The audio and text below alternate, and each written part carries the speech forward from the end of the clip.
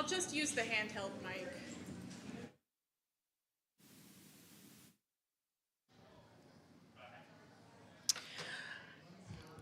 Welcome to today's forum. This is the part where I say welcome several times so that people who might be hovering outside know that we're about to begin before we close the doors on them. So welcome, the forum is beginning. Today's forum is a skill builder on appreciating volunteers, and I appreciate the three of you who are here in the room with me and the folks who are online. Thank you for being here. My name is Reverend Sara. I use she, her pronouns. I'm the Director of Community and Faith Development here at OUUC. A few things about our forums. They are streamed live on Zoom and YouTube and recorded for later. And we will begin today. Yes, thank you, Tiffany. Might as well shut the doors. We'll begin today by lighting our chalice, the symbol of our faith tradition. And I light this chalice today in gratitude for all who make our faith communities possible, those who are seen, those who are less seen, the hands, the hearts, the talent, the treasure, the time, all of it that comes together to make the light of our faith burn bright.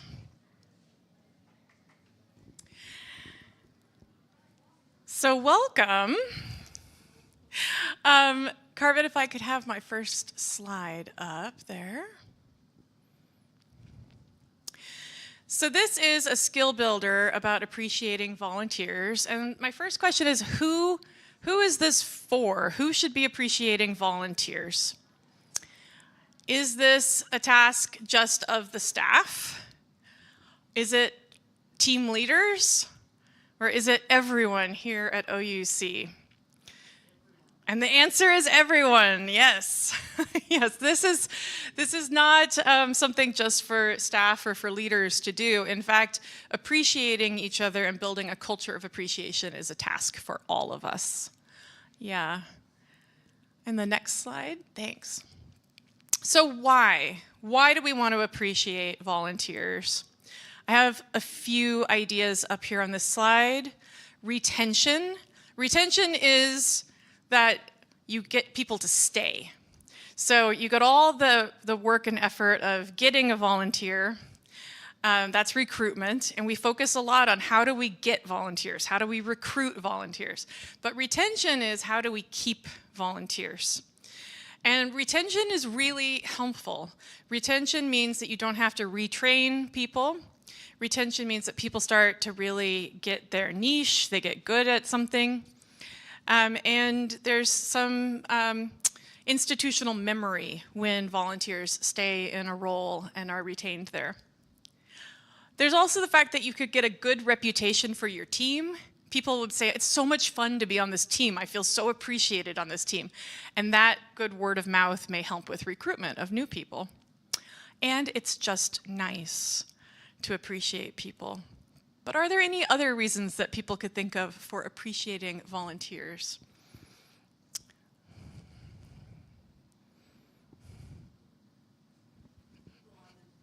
Hear it. I'm gonna get my steps in no matter what. People on the team might help with recruitment, not just the team leader. Say, come join me next week. Yeah, people might invite their friends and say, yes, I love this so much, come join me. Yeah, yeah.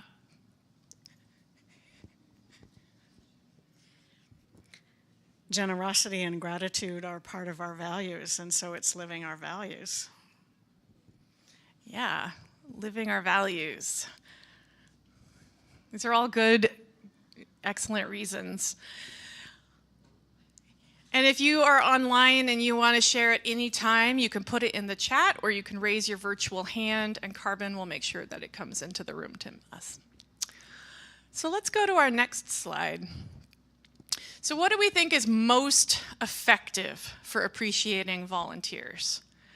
What have you seen that has been effective?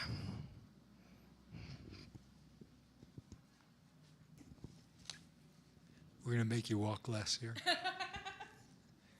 So I think a face-to-face, sincere verbalization of your appreciation would be nice. Yeah, face-to-face, sincere vocalization. I think being specific about what the person has done that you appreciate, not just thanks for doing a good job, but thanks for putting the chairs back just where they belong. Yeah, being specific. Yeah. I love that you did this thing, or I love the way that you do this thing. Yeah. Feedback and positive affirmation. Yeah. All right. Any other ideas before I give you another? Yep, online.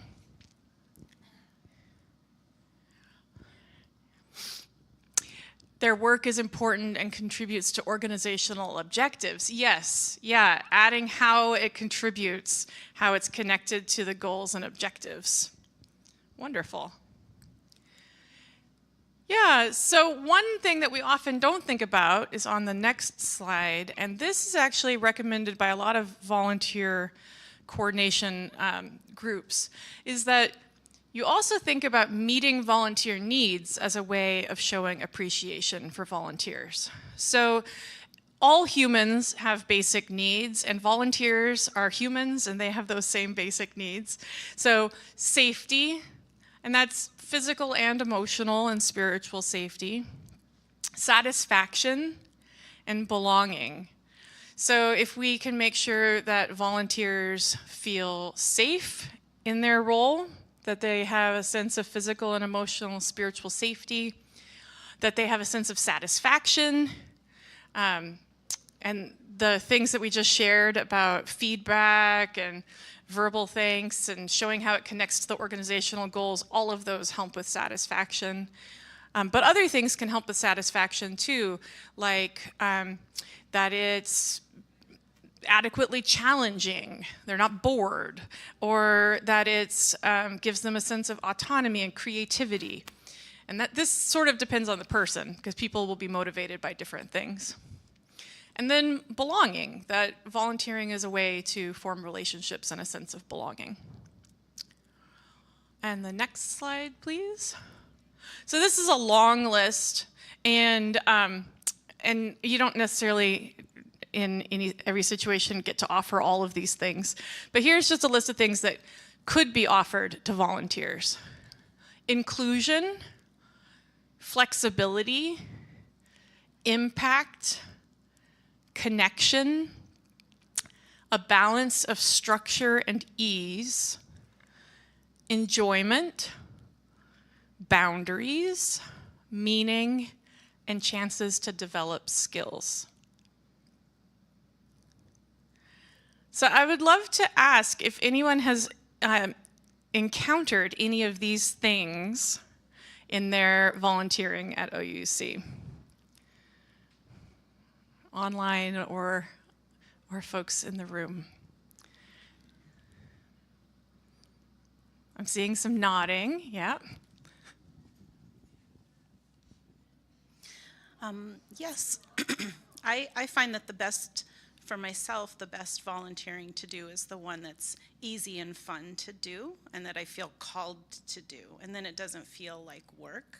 So I definitely get a lot of meaning when I think about our vision to welcome and wonder, embrace and empower, bridge and become. I think that volunteering or even service is just a way of deepening those connections that are so fulfilling. So it feels like a two-way opportunity to both learn and grow, but also give and provide service. Yes. Thank you, Tiffany. Can I say something about boundaries? Yeah. So when you offer boundaries, it could mean that you say, this task should take about 3 hours. And if it takes more than that, you can stop. Or it could mean that you respect another person's boundaries and that you say, you can say no, and that's cool. So offering people clear boundaries lets them know what to expect. and that they're not going to get pulled into more than they thought they would initially agree to. So yeah, offering boundaries can help people know what they actually are saying yes to, or feel that sense of being respected with their boundaries. Yeah.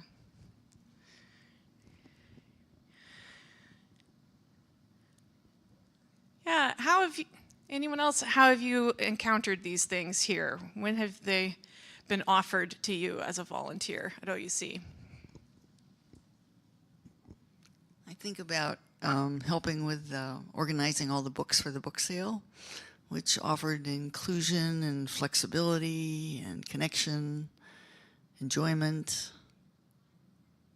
chance to develop skills, chance to look at books. A chance to look at books, and that would be enjoyment, right? Yeah. Wonderful. Well, just about any volunteer opportunity that involves more than one person gives you a chance to make connections and get to know people. And usually you can see the impact of what you've done and take some pride in that and gain a sense of ownership within the community. And by doing that, you know you're a good person, so it has some meaning in your life. Yeah, layers on layers of what you're getting. Yeah. I noticed that you didn't list food up there, or snacks, which is often something that's offered around here. That's true. I should have listed food. Yeah, offering that basic sustenance that everyone needs. Yeah, for sure. Anything online, Carbon? All right. Well, let's go to our next slide. So when we get down to the celebrations and the appreciations, the things that we often think of as how we say thank you, there's ways that you can have celebrations built into your team or your project that are group ways to appreciate volunteers. And so one is creating finish lines. Now, a lot of our projects and our teams, there aren't natural finish lines because the work just goes on and on and on. Every Sunday, we have to do the same things, or we fix the parking lot and we know that weather is just going to come along and mess it up again. And a lot of work has that sense of we just keep pushing the rock up the hill and watching it roll down so that we can push it back up again. So we can make a finish line even in situations where there isn't necessarily an obvious one. And so setting some finish lines and then knowing that you're going to celebrate them when you hit them. And this could require creativity for a team to think of what is your finish line.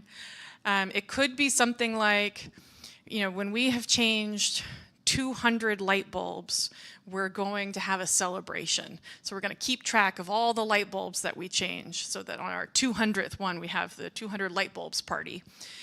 Or whatever it is, but making some finish lines so that there is a reason to have a celebration. And so that it's not quite such a just forever task.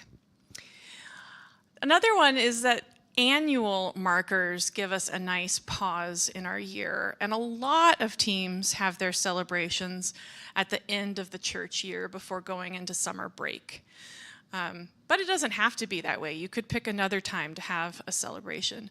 But having an annual party for your team, appreciating everyone, whether it's a potluck, a picnic, I know Buildings and Grounds had pizza and beer for their annual meeting. There's lots of ways to do this, but get together to celebrate and appreciate each other. Do we have other ideas for celebrations of teams?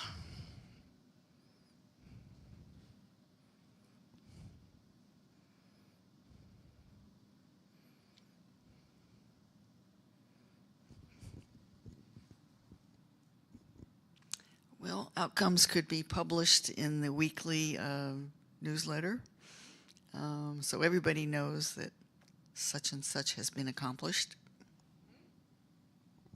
Yeah, that would be great in the announcements. Be like, this team has been working on this thing for a long time and they did it, yay.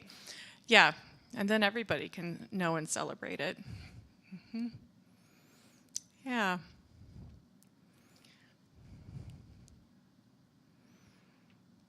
Okay. Next slide, please, Carbon. So a little bit about one-on-one thank yous rather than group team celebrations. One is private versus public, and the question of do we know the volunteer that we want to appreciate and what they would like. Is it a person who would like a private thank you or a person who would like a public thank you? Now, private thank yous are great. Public thank yous also help spread the word. So when people are willing to have public thank yous, it lets everybody know what's going on, and that's really has some added benefits also. But we need to know our volunteers and what they will be happy with. So knowing whether somebody would rather have a private thank you. Private thank yous could be thank you notes, pats on the back, gifts. I like to send people Christmas cards or Valentine's. It's like the holidays where you have an excuse to send another card and be specific about what you appreciate about a person. But there's lots of ways that we can do private thank yous. And people, some people have preferences there as well. Some people really love a thank you card, and other people may say, just save the paper and the postage.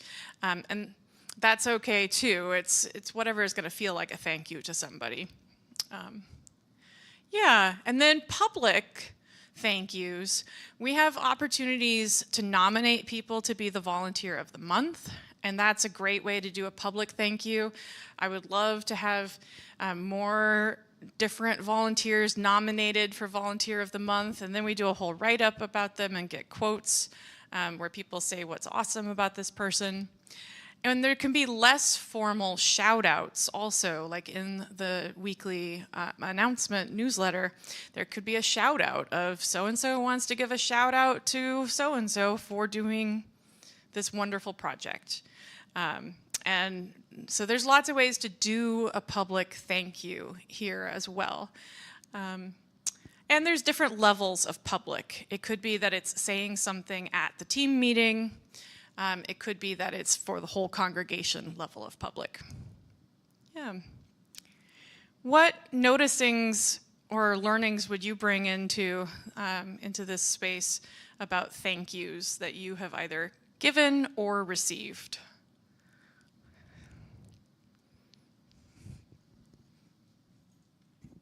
This is more a question about how you discern what someone's preference might be about public versus private. Yeah, the most effective and safe way is to ask. So say, I would like to appreciate you, and would it be okay if it's public? Unless you really have known and experienced things with this person in the past that lets you think that yes, they enjoy a public shout out, the safest thing to do is ask. Yeah.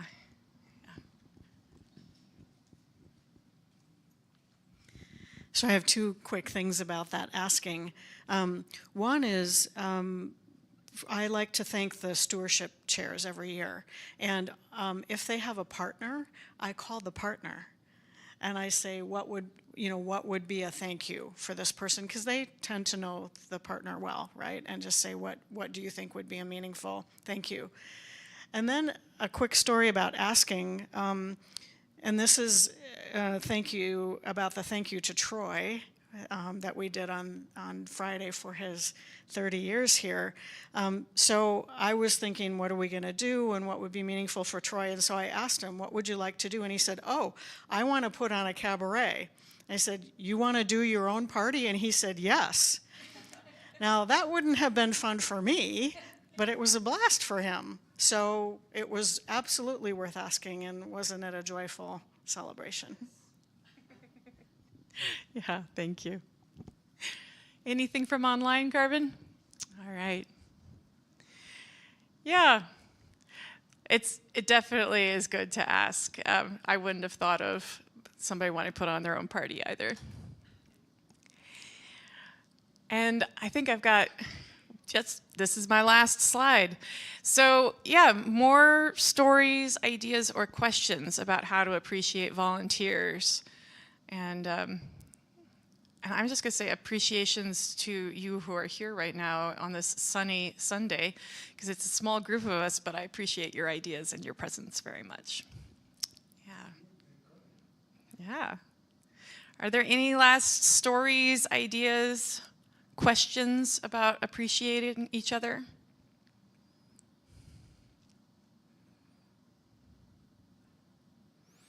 All right, short forum, sweet. Thank you so much. I'm going to extinguish our chalice in gratitude again for all the ways that we build community together. Thank you all.